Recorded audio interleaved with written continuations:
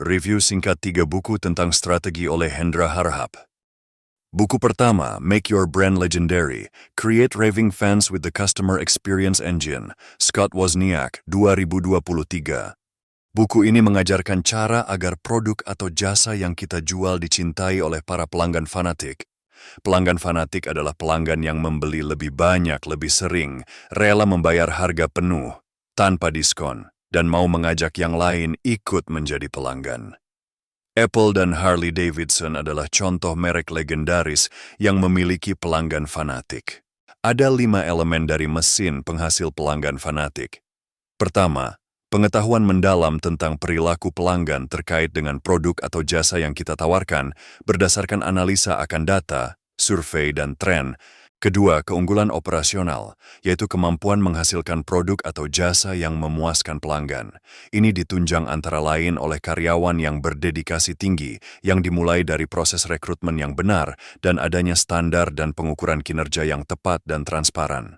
Ketiga, layanan yang membuat pelanggan merasa secara khusus diperhatikan, misalnya dengan mengingat nama dan preferensi spesifik pelanggan. Keempat, memberikan momen-momen yang berkesan bagi pelanggan, misalnya hadiah kejutan. Kelima, hubungan yang kompak antara para pemimpin di perusahaan atau organisasi, yang menghasilkan kerjasama tim yang sehat, yang dapat mewujudkan keempat hal di atas. Kekompakan terjadi karena adanya rasa saling percaya atau trust. Ada 5 tingkatan trust, yaitu adanya saling berbagi, ilmu, pengalaman, pendapat, perasaan, kesuksesan atau kegagalan. Tim yang kompak setidaknya saling berbagi ilmu, pengalaman, dan pendapat. Penulis menekankan bahwa tidak mudah untuk mewujudkan hal di atas. Perlu kerja keras dan waktu yang panjang agar pelanggan benar-benar mencintai kita. Buku kedua, Rethinking Competitive Advantage, New Rules for the Digital Age, Ram Charan, dan Gary Willigan, 2021. Buku ini menunjukkan bahwa dalam dunia serba digital saat ini, teori dan konsep lama tentang kompetisi yang berasal dari beberapa dekade lalu sudah tidak berlaku. Dunia sudah banyak berubah sejak kemunculan raksasa-raksasa teknologi, yaitu Google, Apple, Amazon, Netflix, Facebook, Alibaba, dan lain-lain, yang merubah peta industri, cara kerja, dan kerangka berpikir di era baru ini. Rahasia para raksasa tersebut adalah bahwa mereka mampu membayangkan dan menciptakan produk dan pasar baru, kemudian dapat bertumbuh dengan sangat cepat dengan berbagai inovasi dan cara kerja yang efisien. Apakah perusahaan-perusahaan tradisional bisa berubah menjadi lebih inovatif seperti para raksasa itu? Penulis menunjukkan bahwa sudah ada yang berhasil melakukannya, yaitu dengan mengikuti aturan-aturan baru berkompetisi di era baru. Untuk tumbuh cepat, kuncinya adalah layanan pelanggan yang handal, yang mengerti kebutuhan spesifik pelanggan, mass customized, personalized. Data dan algoritma adalah senjata utama.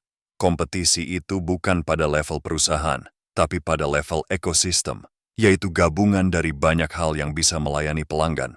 Jadi berkolaborasi itu sangat penting. Model bisnis di era baru ini bukanlah untuk mencari keuntungan finansial dengan cepat, tapi bagaimana mendapatkan dana yang banyak untuk pertumbuhan pangsa pasar atau dominasi dengan sangat cepat. Menguasai sumber daya manusia, budaya kerja, dan cara kerja baru, yaitu oleh tim yang kompak tanpa birokrasi, adalah kunci untuk inovasi dan pencapaian tujuan. Para pemimpin di era baru ini harus terus belajar, harus selalu kreatif dalam memecahkan banyak persoalan dan menciptakan perubahan. Buku ketiga, Win Every Argument, The Art of Debating, Persuading, and Public Speaking, Mehdi Hasan, 2023.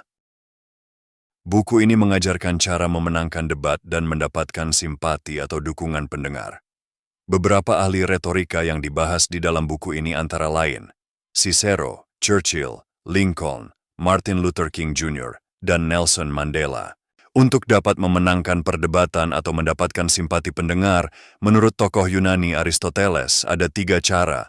Ethos, yaitu dengan karisma, karakter atau ketokohan dari pembicara.